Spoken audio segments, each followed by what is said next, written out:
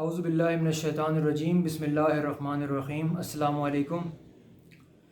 دیکھیں، آپ صلی اللہ علیہ وآلہ وسلم کے بعد یہ ہماری ذمہ داری ہے کہ اللہ تعالیٰ کی آیات لوگوں تک پہنچائیں اور ان کی اصلاح کریں اور اپنی بھی اصلاح کریں۔ دیکھیں، اللہ تعالیٰ نے قرآن پاک میں فرمایا ہے، اے ایمان والو، کیا ہم نے تم سے عہد نہیں لیا تھا کہ کتاب کی تعلیمات لوگوں تک پہنچاؤ گے؟ اب یہ صرف ایک کیٹیگری کے لوگوں کی ذمہ داری نہیں ہے، یہ ہر مسلمان کی ذمہ داری ہے کہ وہ قرآن پاک کو سمجھے اور اس کی تعلیمات کو لوگوں تک پہنچائے۔ آج میں جس ٹاپک پر بات کروں گا وہ ہے عقیدہ توحید۔ اس کے حوالے سے میں قرآن پاک سے چند آیتیں آپ لوگوں کے سامنے پیش کروں گا۔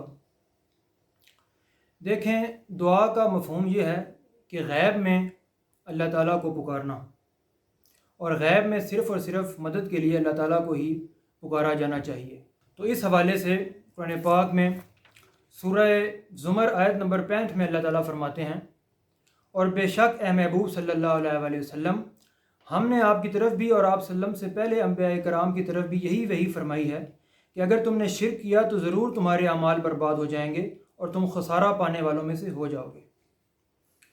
اب غیب میں صرف اور صرف اللہ تعالیٰ کو ہی مدد کے لیے پکارا جانا چاہیے، لیکن اپنے پیغمبروں کو اللہ تعالیٰ کچھ چیزیں وحی کے ذریعے غیب کی بتا دیتا ہے، جس طرح کہ قرآن پاک میں اللہ تعالیٰ فرماتے ہیں کہ یہ لوگ آپ صلی اللہ علیہ وسلم سے قیامت کے بارے میں پوچھتے ہیں، کہہ دو کہ قیامت کا صرف علم اللہ تعالیٰ کے پاس ہے۔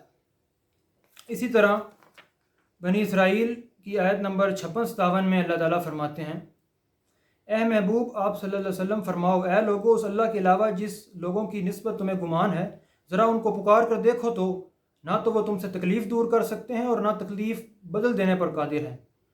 جن ہستیوں کو یہ پکار رہے ہیں وہ تو خود اپنے رب کی بارگاہ میں وسیلہ کی جستجو میں رہتے ہیں کہ کون ان میں سے اپنے رب کے زیادہ قریب ہوتا ہے، اور اس کی رحمت کے امیدوار رہتے ہیں اور اس کے عذاب سے ڈرتے ہیں، بے شک تمہارے رب کا عذاب ڈرنے کی شے ہے۔ اب قرآن پاک کی روشنی میں جنت اور دوزخ کا کنسیپٹ صرف اور صرف انسانوں اور جنوں کے لیے ہے۔ اب یہاں بتوں کی بات نہیں ہو رہی، یہاں انسانوں اور جنوں کو جو لوگ مدد کے لیے پکارتے ہیں ان کی بات ہو رہی ہے، اور یہ بھی ایک شرک کی کیٹیگری میں آتا ہے۔ اسی طرح سورۃ المائدہ میں اللہ تعالیٰ فرماتے ہیں آیت نمبر 75-76 میں، عیسیٰ ابن مریم تو نہیں مگر ایک رسول ہی، بے شک ان سے پہلے بھی بہت سے رسول گزرے ہیں اور ان کی ماں ایک سچی عورت تھیں، وہ دونوں کھانا کھاتے تھے، انسان ہی تو تھے۔ دیکھو، ہم اپنی آیات ایسے کھول کھول کر بیان کرتے ہیں اور پھر ان مشرکوں کی طرف بھی دیکھو کیسے الٹے پھرے جاتے ہیں۔ اے محبوب صلی اللہ علیہ وسلم فرماؤ، کیا تم اللہ کے علاوہ ان ماں بیٹا کی عبادت کرتے ہو جو نہ تمہارے نقصان کا اختیار رکھتے ہیں اور نہ ہی نفع کا، اور اللہ ہی سننے والا علم رکھنے والا ہے۔ اور یہاں بھی بات اس آیت میں بھی نفع اور نقصان کی ہوگی۔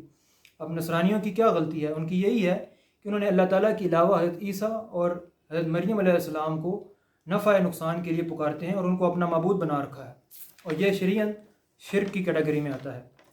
اسی طرح سورۃ الاعقاف کی آیت نمبر 5-6 میں اللہ تعالیٰ فرماتے ہیں، اور اس سے بڑھ کر گمراہ کون ہوگا جو اللہ کو چھوڑ کر ایسوں کو دعا کے لیے پکارتا ہے جو قیامت تک اس کی پکار نہ سن سکیں اور اس کے پکارنے سے بے خبر ہوں، اور جب لوگوں کو جمع کیا جائے گا یعنی قیامت کے دن تو وہ ہستیاں اس کی دشمن ہو جائیں گی اور اس کی عبادت سے صاف انکار کر دیں گی۔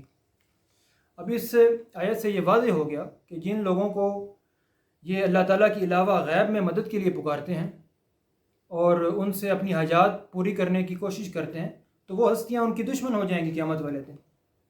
اللہ تعالیٰ ہمیں سب کو ہدایت کی توفیق عطا فرمائے اور سیدھے راستے پر گامزن فرمائے۔ ایاک نعبد و ایاک نستعین، ہم تیری ہی عبادت کرتے ہیں اور تجھی سے مدد مانگتے ہیں۔ شکریہ۔